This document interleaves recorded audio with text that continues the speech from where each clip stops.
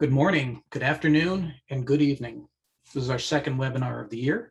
We want to thank you all for joining us and let you know that we greatly appreciate you taking time out of your busy day to join us. I'm Tom Concolino, and I'm here with our presenters, Aya Takase and Angela Criswell. Thank you all for attending Rigaku's webinar series, X-ray computed tomography for materials and life science. This session is on high-resolution CT data collection techniques, and it will focus on the data collection methods for high-resolution CT analysis. This session will be taking place in the lab, with Angela and Aya reviewing in real time how to develop a scan for a variety of sample types. We'll also offer their thoughts on dealing with unique challenges of performing CT experiments on material science samples. Please note, if you missed any of the previous webinars, you can view them on the Rigaku website. Before we get started, a few housekeeping items. As far as today goes, this is going to be an interactive session like our micro CT session from last month. We'll be taking your questions during the live webcast, but we'll be answering them during the session, so please don't wait until the end to ask. And as usual, please submit those questions via the Q&A button at the bottom of your screen. Now, we won't be monitoring the raised hand function, and I will be posting relevant links in the chat window, so keep an eye on that. We'll be trying to answer as many questions as we can during the webinar, and we'll respond to any unanswered questions directly after the session is complete. If for whatever reason you're having difficulty viewing the webinar live, please note that it is being recorded and you'll be able to view the recording beginning tomorrow. And with that said, I'll turn it over to Angela and Aya. Well, thanks, Tom and Angela, and thank you everyone for joining us for the workshop. So today we're presenting live from our office in the Woodlands, Texas, and we will be giving a live demonstration on high-resolution X-ray CT data collection techniques. And then we will use the Rigaku Nano 3DX for the experiments today. So in this episode, we're going to cover some keys for high-resolution imaging, and we'll talk about the sample mount a little bit. Then center correction, this is one of the important steps in the reconstruction calculation. Then, as always, we will discuss how we can optimize the scanning conditions. So before I show you the instrument, let me give you a little bit of an overview. So in the last episode, we used the micro CT scanner with a cone beam geometry. But today we're going to use the parallel beam geometry, which works better for high resolution imaging. And if you're interested in learning the difference between the two more, I would recommend the first episode of the webinar series. Tom can put the link in the chat. So with the parallel beam geometry, you have the X-ray source on the left side, depending on how it's configured. And instead of a divergent beam, you would use kind of narrow, small, parallelized beam. And this X-ray beam goes to the sample, and the sample usually sits right in front of the detecting system, in which you have a scintillator, which converts the X-ray photons into visible light so that you can use an optical lens to magnify the image before it goes to the detector. So we're using a lens instead of X-ray divergence to do the magnification in this case. And on the X-ray source side, you can use a traditional tungsten microsource, but today we're going to use a Nano 3DX, which has the rotating anode high power X-ray source. And this generator, an X-ray source, has a copper cup inside, which is turning at a high speed. And we put the electron beam on the copper target to generate the copper characteristic radiation, which is about 8 keV. If you want to choose different radiation, you would shift this cup so that the electron beam hits now on molybdenum part, so that you can generate molybdenum characteristic radiation, which is 17 keV. So you would choose different energy or targets depending on your sample and also the sample size. In terms of how to choose which target or X-ray energy, there is another webinar you can look at, and that is the episode, should be 3. And Tom can put the link again in the chat. Okay. So as far as the measurement conditions go, we're going to use the molybdenum target, 17 keV. It actually takes only just one click on the software and 5 minutes to change this to copper, but I don't want you to just sit around for 5 minutes waiting for it. So we're going to just stick with molybdenum today. And we're going to apply 1200 watts to the X-ray source. and use 5x magnification lens. You might change this depending on what you choose for us to use for the scanning conditions. And this 5x lens gives us 2.6 millimeter field of view. Now, we will be using some terms or measurement conditions we did not discuss in the last episode. So let's cover those terms first so that you know what we are asking you to choose. So in terms of the lenses, if you choose 20x magnification lens, in this particular case of the system we're using, the Nano 3DX, the field of view is 0.7 millimeters. And the best voxel resolution we can achieve is 0.325 microns. If you change this magnification lens to 5x, then the field of view becomes larger, then the voxel size becomes larger as well, meaning that the resolution goes lower. So depending on the lens, the field of view and the voxel resolution change.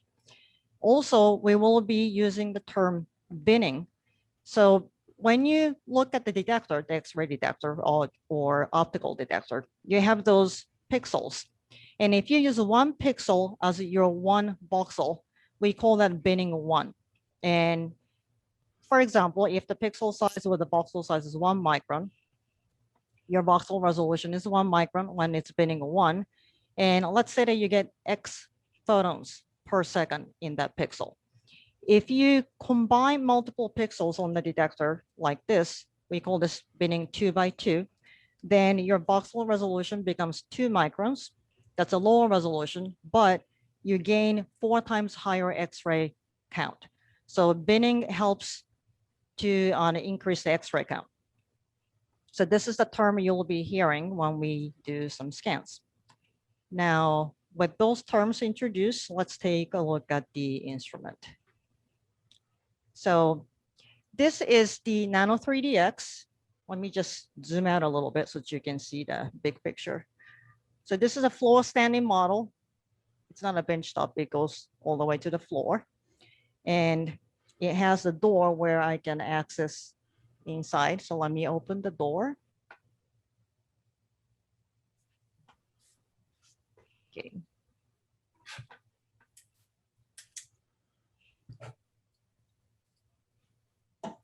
So X-ray source and detector are kind of hidden behind the walls, but behind this wall, we have the X-ray generator, and it's kind of hard to see. There you go.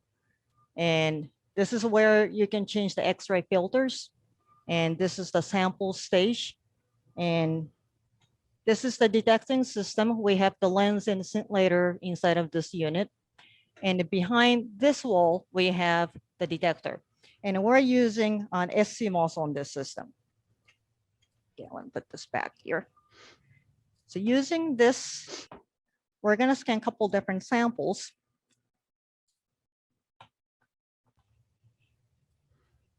Okay, so let's start with the first sample, and I'm going to let Angela introduce it. All right, so today your first sample is going to be a canine tooth, and you're going to decide how we're going to collect data on each of these samples. So Aya is showing you a zoom. This is a small microscope camera, so these samples are quite small so you can see them. And I'm going to launch a poll where you can decide how we're going to collect data. So your question is, how fast can a scan be to see the 3 different phases of this tooth? And the 3 phases are enamel, dentin, and air. So I'd like everybody to vote on what our total scan time should be to just see each of these phases. See quite a few votes coming in. It's tiny and you can't really see it, but this is the sample. Yep, so she's going to put that on the instrument, and we're going to give everyone just a few more seconds to vote. And maybe 2 more seconds. And I'll end the poll now and share the results. So it's fairly even, but the selected choice is 1 minute for the scanned. Okay, so 1 minute it is. So now you're looking at the data collection software interface. And at the top, you have the regular optical or CCD view. And here once I start live image, you're gonna see the X-ray image. So as we did the last time, we're gonna center this just by clicking the spot you wanna bring to the center. So that it stays within the field of view when you do a scan, which is going to rotate the sample. So I'm gonna go to 90 degrees to make sure that this stays in the view. Actually, this doesn't look too bad. Maybe a little bit to the left.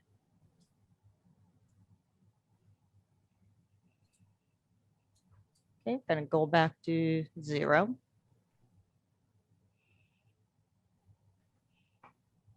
And let's open the scan conditions.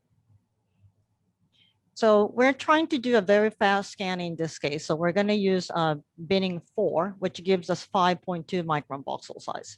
And the winner was 1 minute, right? Correct. Yes. Okay, so let's do 1 minute scan. And I'm gonna give a file name and start a scan.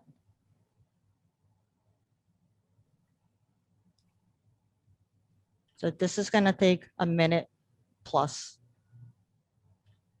All right, so we do have a couple of questions while this is running. The first one is from Anton, and I'm actually going to ask Anton to write another question. He asks, what is the approximate size of the X-ray source? Anton, can you type in, do you mean the size of the beam? What exactly do you mean by the size Maybe of the the X-ray focus source? size, I guess.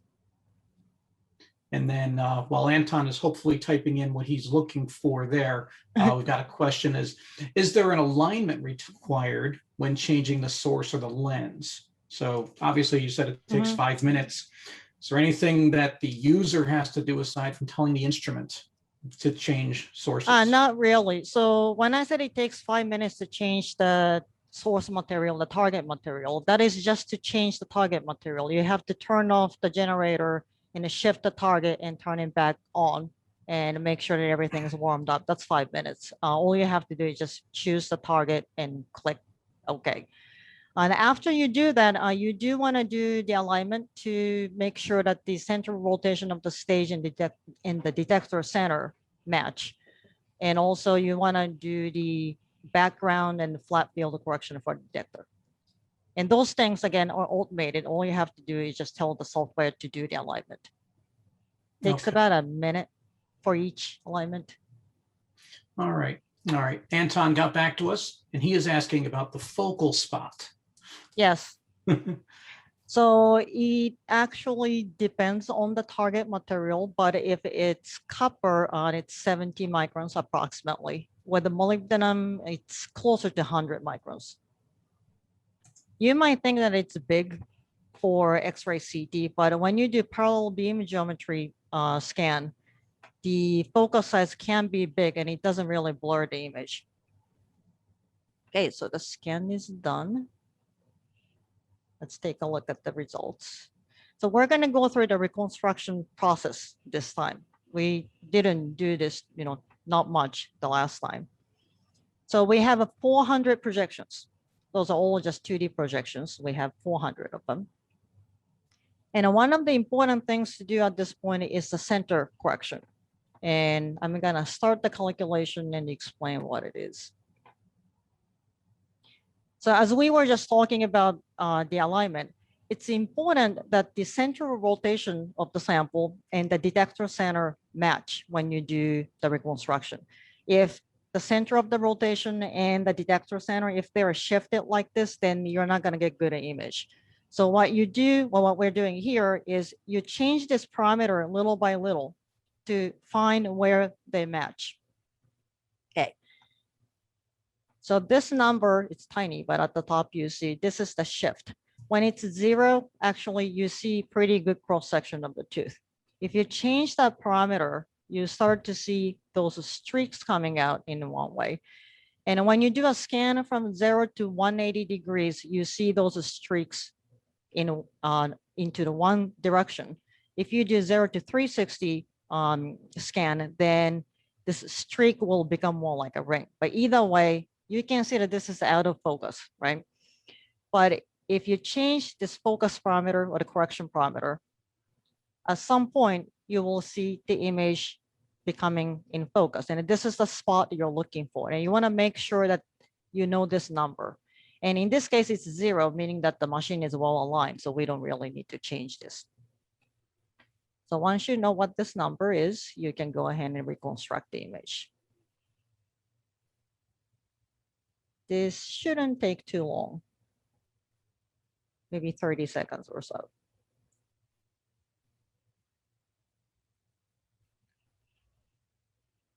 This one has a crack in it. When I was cutting it short, I'm afraid that I cracked this tooth. There you go. So this is a 3D volume of the canine tooth we just scanned. And as you can see in this result, I'm gonna go through different cross sections. This 1 minute scan, I'm gonna say, is more than enough just to see the 3 phases. So this is the enamel, the surface layer, and this is dentin, and this black part is air. This is where the nerves used to be in, and this is a crack, and this is the outside air. So 1 minute scan, it looks pretty good. You can probably segment those 3 phases as well. But let's take a look at the other 2 possibilities, 2 minutes and 30-second scans to see what they look like. And let me switch this to slides. So those are the 2-minute scan results. And compared to what we just did, you see a little bit better signal to noise ratio because we spent longer time. If you do 1 minute, it looks like this, a little bit noisy, but still pretty good. And this is 30-second scan. This actually is not too bad. If you compare all those 3 together, they look like this.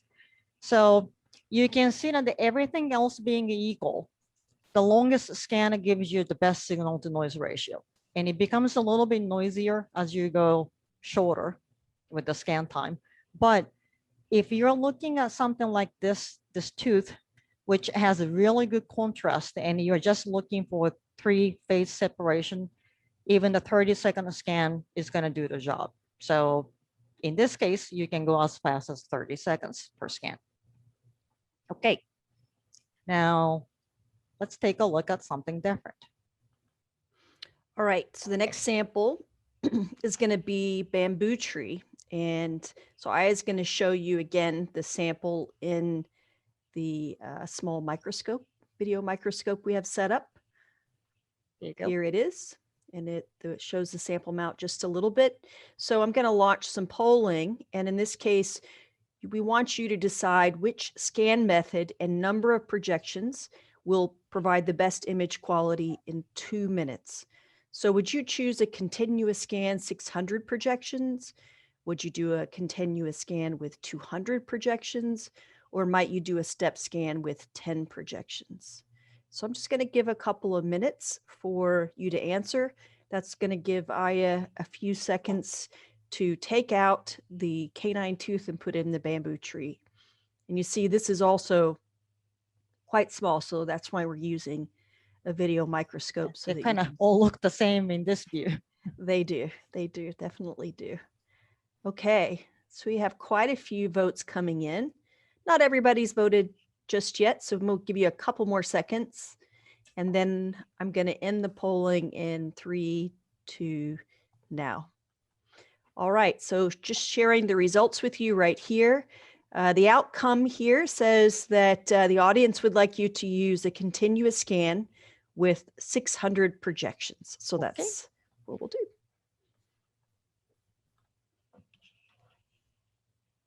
So this is the bamboo tree. This is a little bit bigger. I forgot where I got this, but a little bit bigger than the toothpick, I would say. I'm gonna center this.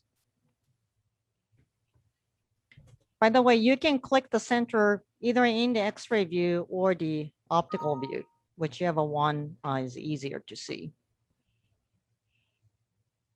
Okay, so that's pretty good. I think Angela was explaining this the last time too, but you don't need to go too crazy about this centering process. As far as the sample stays within the view, that's good enough.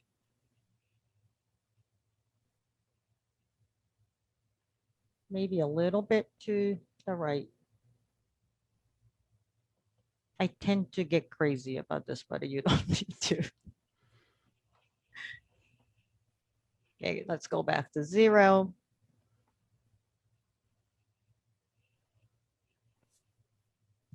Okay, so we're gonna do binning 3 by 3 for this. Let me change this.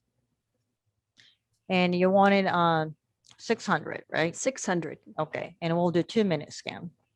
Now let's change the file name. Okay. So we have 2 minutes, and while we are running this scan, and actually let me switch the screen and show you a couple of things you can use to hold the sample. This is a sample mount part. Okay, so I'm gonna go to the microscope again. So one of the easiest things to use when you mount a sample for high resolution scan is double-sided tape. And because the sample is usually small when you do a high resolution scans, you can use, we're using this aluminum pin. This comes in either 3 or 1 millimeter diameter. And at the top, you can put just tiny piece of double-sided tape. And if the sample has flat bottom, you can just gently place the sample on top of the double-sided tape, and that's gonna be enough to hold it. Now, because you're using tape, you might feel like you wanna press this down to make sure that it sticks to the tape. But if you do that, in this case, as you can see, anything elastic can take a long time to spring back to the original shape. And while this is happening, you really can't do a CT scan because this movement is going to blur the image. So you don't want to really press it hard. So it's one thing. If you do press it and it changes the sample shape, you might want to wait for hours, sometimes even overnight, to make sure that the sample is not moving or springing back. But anyway, you can always use double-sided tape. Now, if the sample does not have a flat bottom, it might be difficult to use double-sided tape. In that case, you can use this. So this is, people call this either utility wax or dental wax. I think a dentist use this. And it's pretty malleable. You can change the shape easily. And you need a tiny bit of it and press the sample on top of it to hold it like this one. So this one has a rounded bottom, so I'm using the utility wax. Okay. Another thing we use a lot on it is the UV resin. It's transparent, so you can't really see it, but we have a UV resin on at the bottom here. And it's a convenient thing to use because it cures very fast. You use the UV light to cure it, so it doesn't take a long time. So it is a really convenient thing to use. Now, the last one I want to show you is if you have powder or small particles you want to do a CT scan with, then you can use a pipette tip like this one. You just chop the top of it and pack it with the powder or the particles and mount it on top of the sample pit. Okay, so those are the common things that you can do or you can use to hold the samples. And right timing, the scan is done. So let me switch and let's take a look at the result.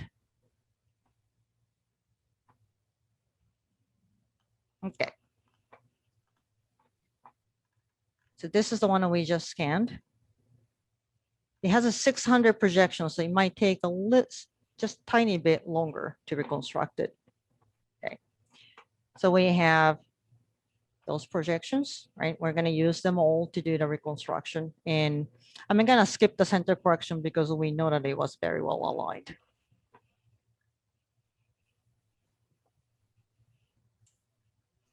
We probably can take a question or two while this is running. Yes, we've had several come in. So I think one of them, let's start with what is the detector scintillator material in this instant on our lenses? I was afraid that somebody was going to ask that question. People who make this scintillator or the assembly, they wouldn't want me to mention what it is. I guess I know who's asking that question, right? let me follow up on afterwards by email. Okay, very good, very good. All right. The next one we've got, actually, this is a statement from Mike Marsh. Okay. He's addressing it to Anton, in fact. So he mentions the penumbra effect, which causes more blurring with more magnification, is why we use microfocus sources.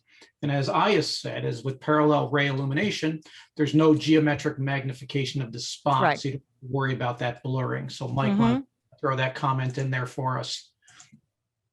Yeah, good point. Are we still building? We have No, we got it. Okay, all right. Yeah, So, you see it, right? Okay. Yep. So this is a 3D volume of bamboo tree. I don't know if you knew what a bamboo tree looks like under microscope, but this is what it looks like. So you see the cross section, actually towards the top, you see the crack here. But this is not bad at all, the 600 projections for 2 minutes, right?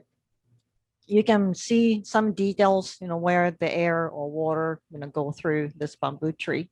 But let's take a look at the other 2 scans too.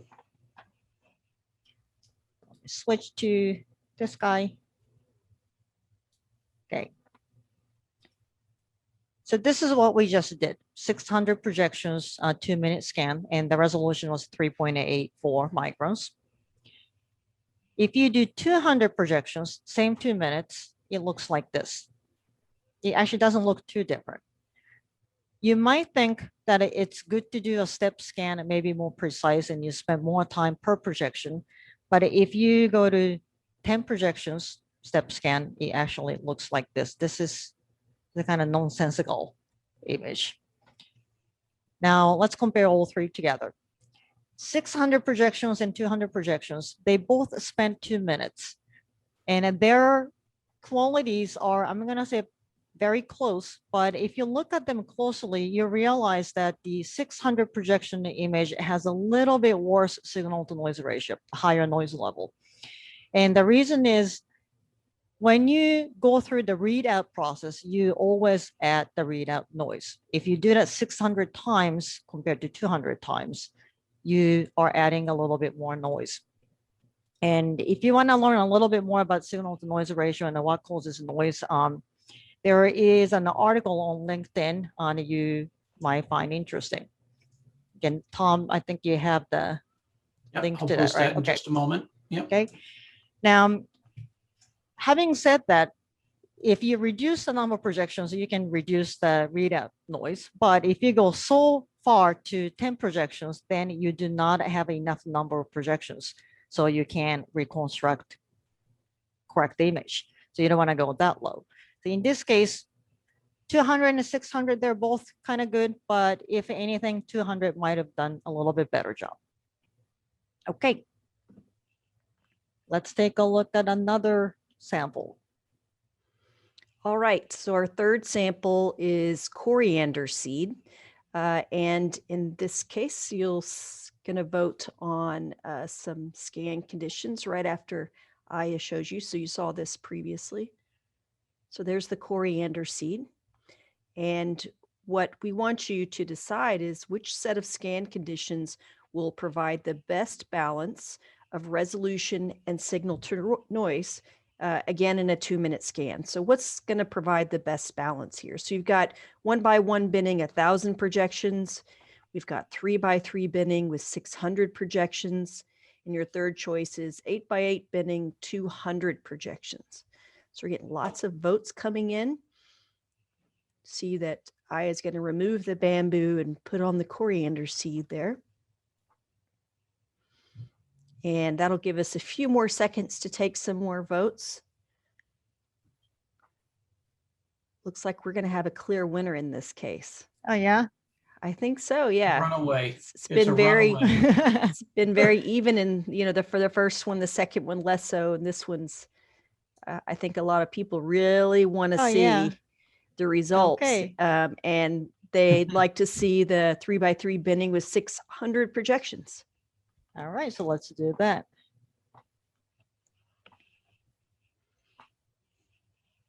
Okay. So I said, let's do that, but we're going to cheat a little. So I will show you what single projection would look like for different conditions, especially the one you chose, but I'm gonna skip that 2-minute scan and reconstruction just to save time so that we can have more time left for Q&A at the end. But now the seed is on the stage. You're looking at it now. Okay, all right. Let's open the shutter and take a look at the X-ray image. And first, let me center it.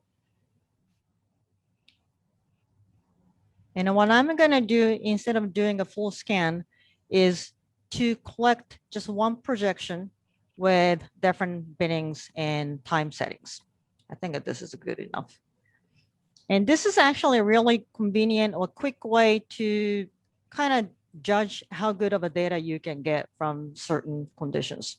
And I think the most popular one was 3x3, right? Correct. Okay, so That's right. binning 3. And if you do 600 projections in 2 minutes, that gives you 0.16 seconds per projection. Now you can just do one projection collection by setting binning 3 and 0.16 seconds. So this is the result.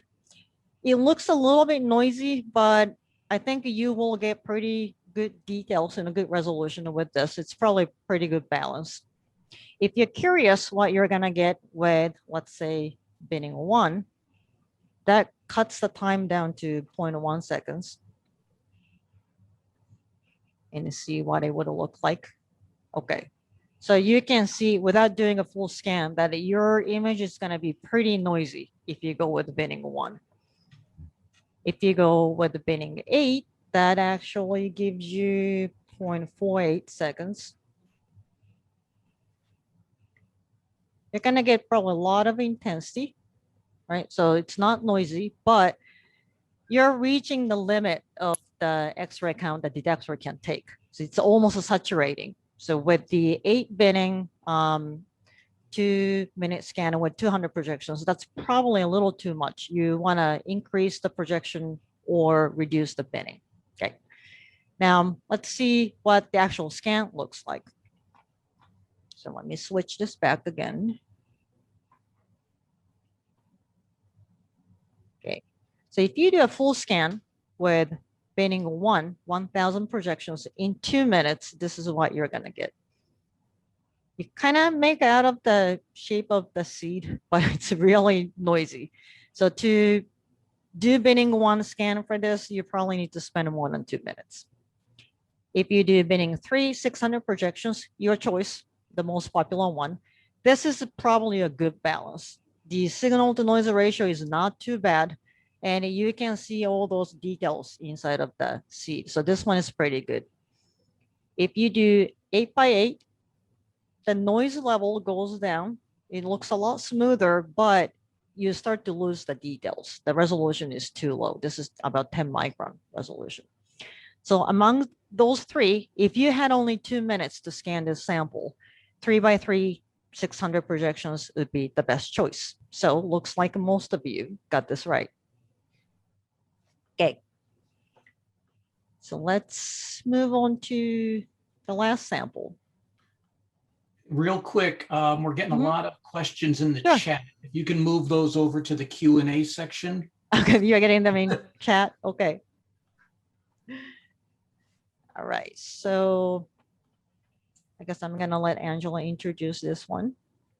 All right, so this is our last sample for today that we're going to look at. It's a glass fiber that I have prepared before our workshop. She's going to show you what that looks like, and then we'll launch some polling. So again, quite small, but it's a bundle of glass fibers. And you're going to vote on the scan conditions to decide which is going to provide the best resolution. So should we use a 5x lens, 4x4 binning 400 projections, or should we use the 5x lens binning 2x2 800 projections, or should we change the lens and use a 20x lens binning 4x4 400 projections? All right, so you get to decide here. You'll see she's got a small sample and a large sample that she's showing you in the video microscope. And we're just going to give you a few more seconds to put in your votes for this glass fiber sample, and I'm going to end the polling in just a couple of seconds. So, and I'm going to share the results. So in this case, the audience would like you to use the 20x lens, binning 4x4 with 400 projections. So that means you're going to get to Okay. see how to change the lens. Okay. So I'm not going to put the sample on, actually remove the one we have now and change the lens.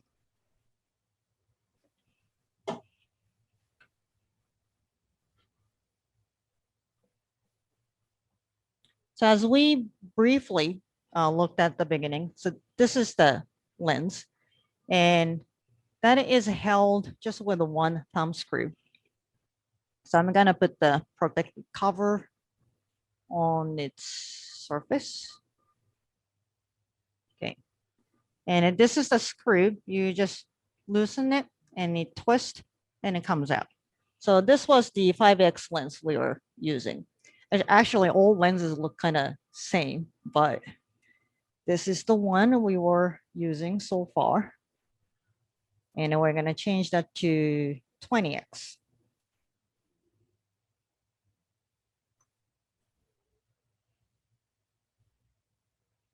Okay, so this is a 20X lens. They're all labeled. Okay. Put this on and you tighten the screw. And as far as lens changing goes, this is all you have to do. So that's that. And let me shut the door for now. Okay. And because we changed the lens, and especially because we went to the higher resolution lens, let's make sure that we do those two alignments or corrections we talked about at the beginning. Okay. So we go to camera and change the lens setting. The name is a bit confusing, but this is 20X.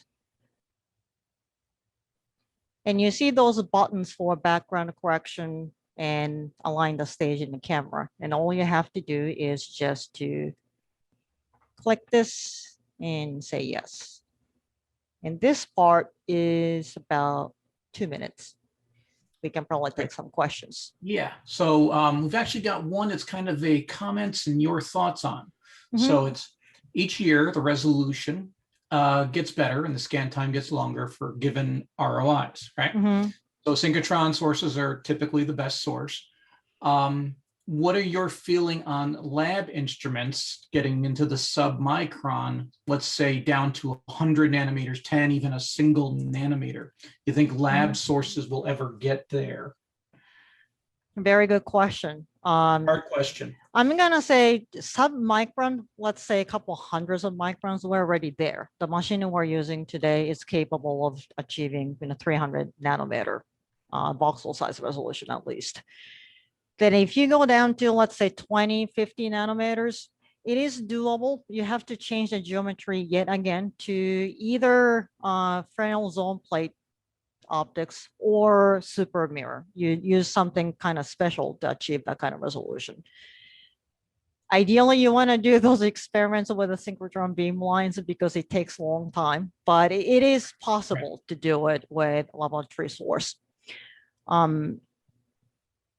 In general, I believe and I hope that we will make better, faster generators and better, faster detectors in the future. But right now, it's not a casual everyday experiment yet for 2050 nanometers experiment. Now, can we go to 1 nanometer resolution for X-ray CT? And that's a whole another level of question. And maybe, hopefully. Still beamline based in all likelihood. Yeah, but the thing is, let me just start the next alignment and then we can continue this one. So let me put the pin in it. We're going to use actually the copper wire to align the sample stage. You'll get to see that too.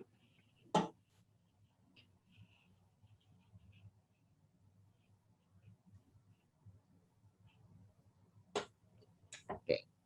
Yeah, I can't do two things at the same time. So let me get this going and continue to answer your question. Because it's a really good question. It's something I think about sometimes too. You can just bring the wire to the center and start the alignment. But when you think about the ultimate resolution, a certain type of light or wave can achieve, it's somewhere around the wavelength you're using. And when you think about X-rays, and you should be able to achieve really, really high resolution because the wavelength is really short. But before you get to that limit, called the diffraction limit, the physical instrument related limits come first, because there is no easy lens we can use for X-rays. And that's what's making it so difficult to achieve high resolution. And the Fresnel zone plates are kind of lenses, very inefficient, but we can use lenses like the regular optical lenses or the lenses people use for electron beams. We just don't have those for X-rays, and that's what's making it really difficult. So 1 nanometer, I wouldn't say impossible, but that's really challenging to say the least. Right, right. All right. So while this is finishing up, our next question actually you addressed actually in setting this experiment up was changing the lenses on the system. It's obviously not automatic. And you do need to take the sample out of the way. So that was for Jeremiah. He asked another question, a nice question here, and might need a little bit of more information from Jeremiah. He asked about an epoxy amount of powder suspensions. So Jeremiah, if you want to plug in and other details, are you thinking of scanning powders that are in epoxy? Is that what you're thinking there? So if you want to plug that in, we'll make sure we answer that correctly. I guess the powder is suspended in something else. Get some more detail. We'll get sure to answer that. Okay. And then, all right. And then while you're running, when you get the sample running, we will we'll go through a few more questions. Okay. So I'm gonna mount the sample. Just so that everybody remembers, this is a glass fiber.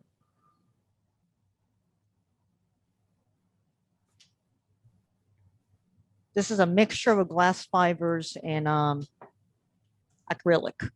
So you will see them both.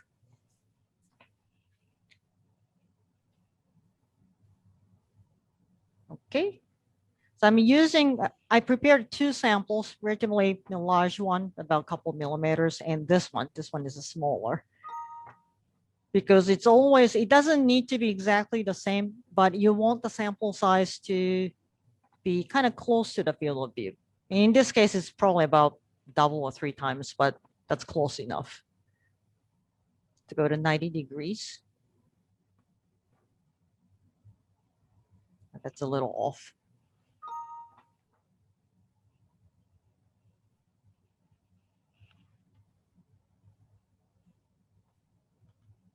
Okay, that's good enough.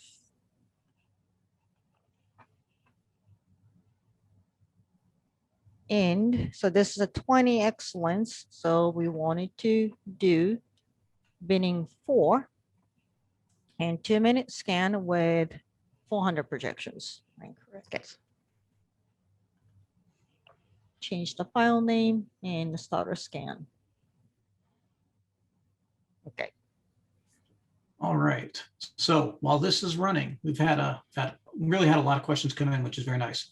So Joseph asks, what do you mean by image quality? And I think this is very much a subjective item, in that image quality is in the eye of the beholder, the person that is looking at the data, right? Yeah, I can't argue against that. That is very true. Yeah. But as far as the X-ray CT analysis goes, your ultimate goal of CT scan in most cases is to somehow digitally separate different phases. Like a dark gray is this phase and light gray is this phase. So that's the image segmentation. Once you do the segmentation, you can start doing all different kinds of quantitative analysis. So if we all can agree that the segmentation is the first step of the CT image analysis, whatever data or image that makes it easy to segment different phases is high quality or good quality image. To be specific, high signal to noise ratio. You want low noise, high signal, that is always good. High contrast is good. You want great difference in gray level between different phases. That makes it easier for you to segment them. The resolution, you can say the higher the better, but the higher resolution for the same field of view makes the file size really big. That makes the analysis difficult depending on what kind of computer you have. So I would not say the higher the better for the resolution. The optimal resolution makes your image good quality. Did I miss anything? The resolution, signal to noise, and contrast. Those are the three things you're usually evaluating. Those are the three things that matter. All right. So Jeremiah did clarify that your powders in a suspension. Okay. Is the question, can you scan it? Can you scan that? Yeah. Okay. I believe you can. I don't know what kind of matrix you use to suspend the powder in. If it's hard or viscous, you should be fine. You can put it in a capillary or pipette tip. You just stuff that sample in some sort of container so that it doesn't move around. If it's very loose, liquid, if there's anything you can do so that the particles don't move around during the scan, that should help. You don't want things to be moving around when you do a scan. So. Okay. All right. So we'll answer the rest of the questions after we finish up these data. Okay.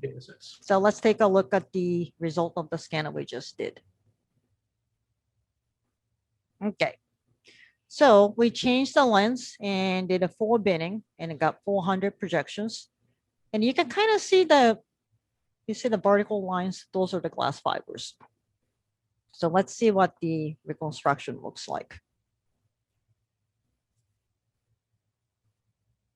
We have 400, so it shouldn't take too long.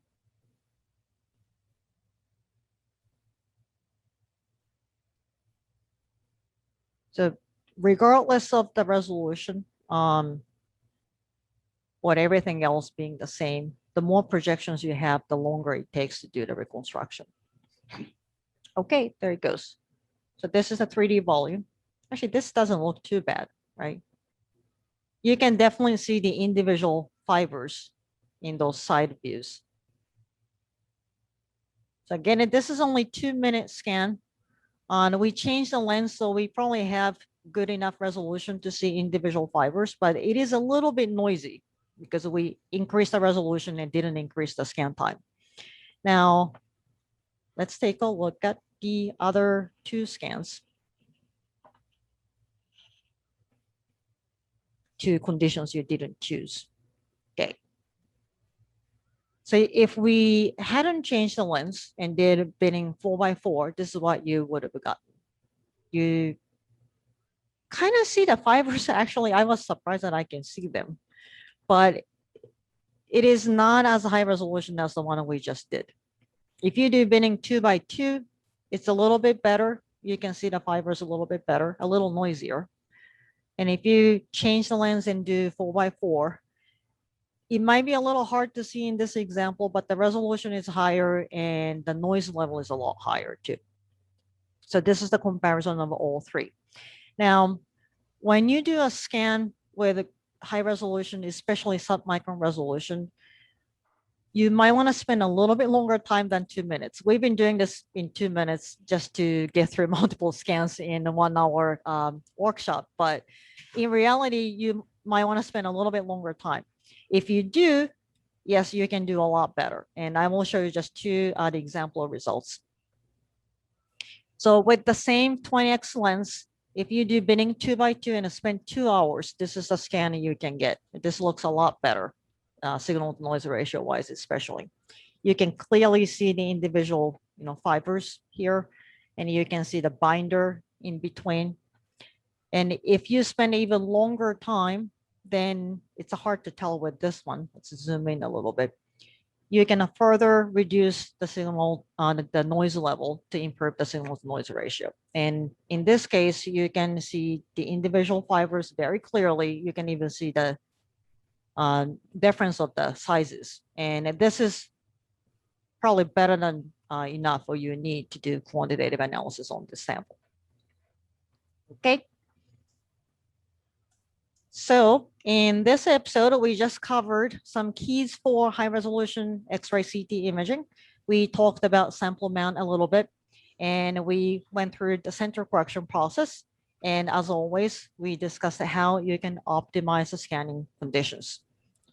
Now let's see, I think we have more time for questions. We do. So firstly, let me do a quick cut and paste here.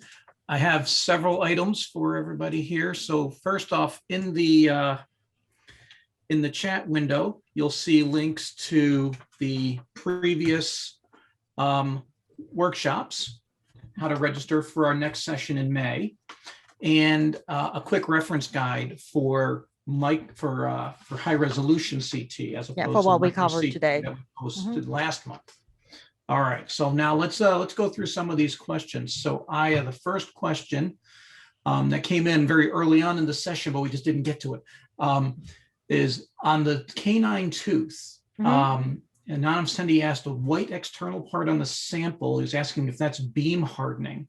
I think it's the enamel, but did you observe beam hardening? Let's see. On the exterior of the canine tooth. Let's look at this one. So it's a little bit brighter on the outside? Maybe tiny bit. I don't see it much though. Do you?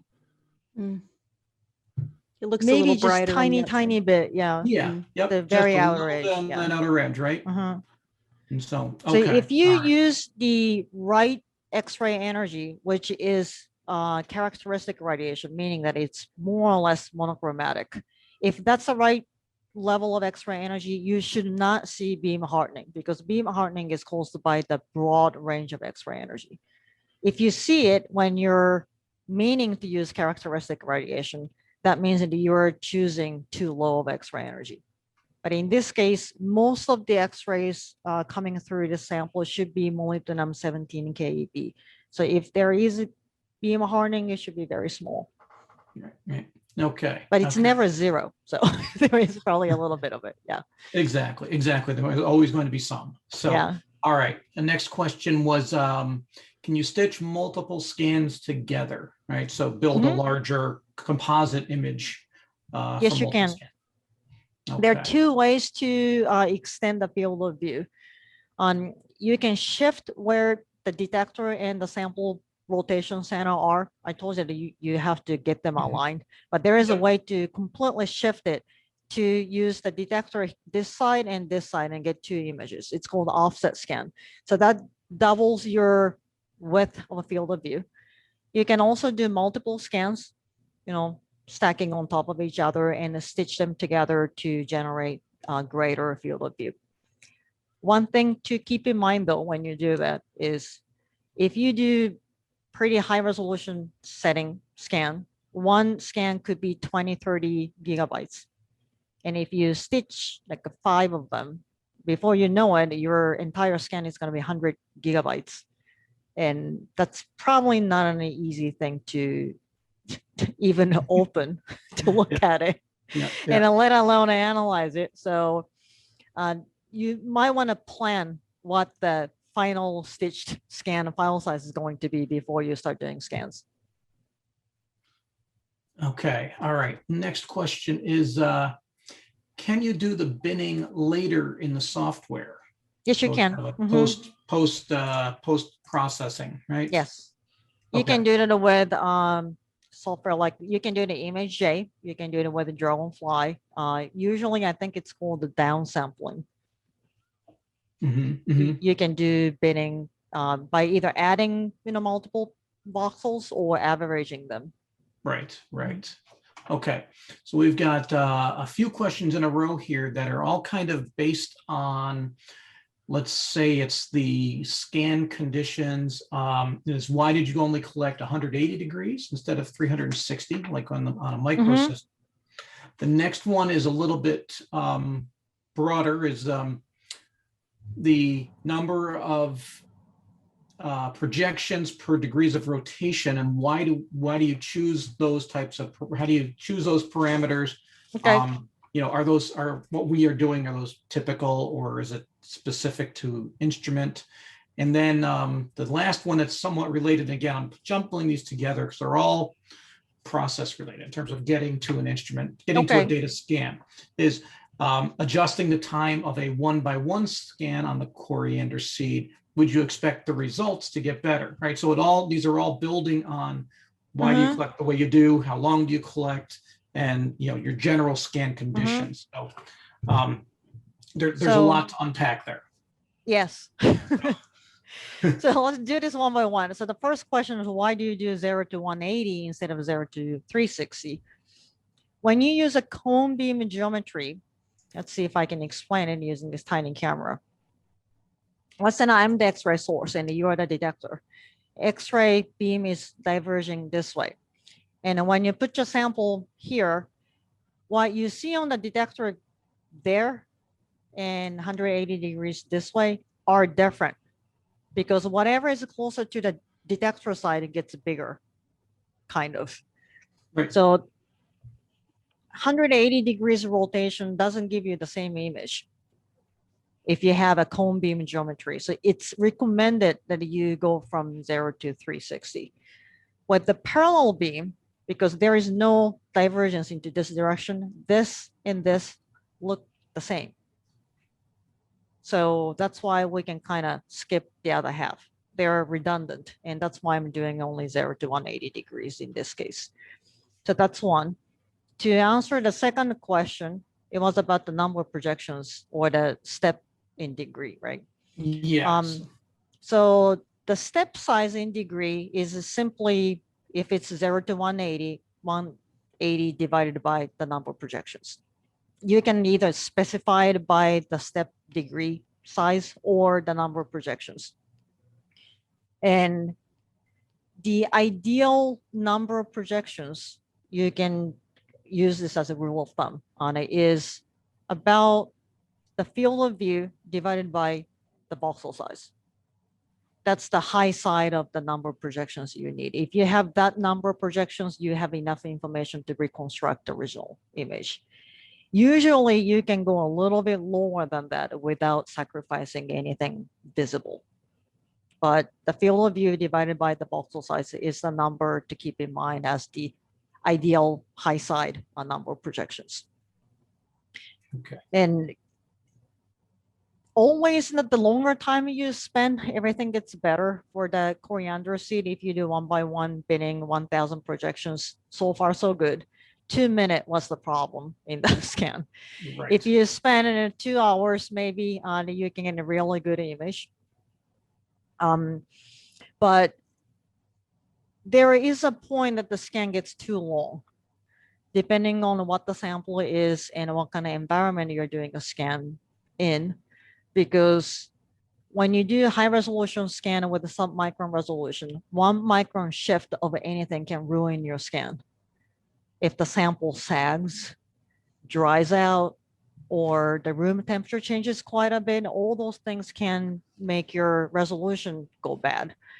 So that means that you want to keep your scan time within the reasonable range where things are not going to change that much. And there are cases when you look at fabric, for example, that can move around quite a bit. Then 30-minute scan looks a lot better than 3-hour scan because the sample is, doesn't move that much in that time period. So it really depends on the sample, but generally the longer scan looks better, signal to noise ratio wise. Right. Okay. All right. So it is just about to turn 3. So that's all the time we have for questions. So just know that the questions do get saved, and Aya and Angela will be responding to you directly with any with answers. Okay. So Again, as I said, there'll be a recording of this available tomorrow. Email will go out to everybody that registered with instructions on how to view that presentation. Links to those resources that are in the chat window will also be on that landing page. All right. Next, we'll be hosting another webinar focusing on data analysis techniques using Dragonfly on Wednesday, May the 19th at 2 p.m. Eastern, 11 a.m. Pacific. And we look forward to seeing you then. And again, thank you all for joining us, and we hope to see you in May. Have a great afternoon. Bye-bye now.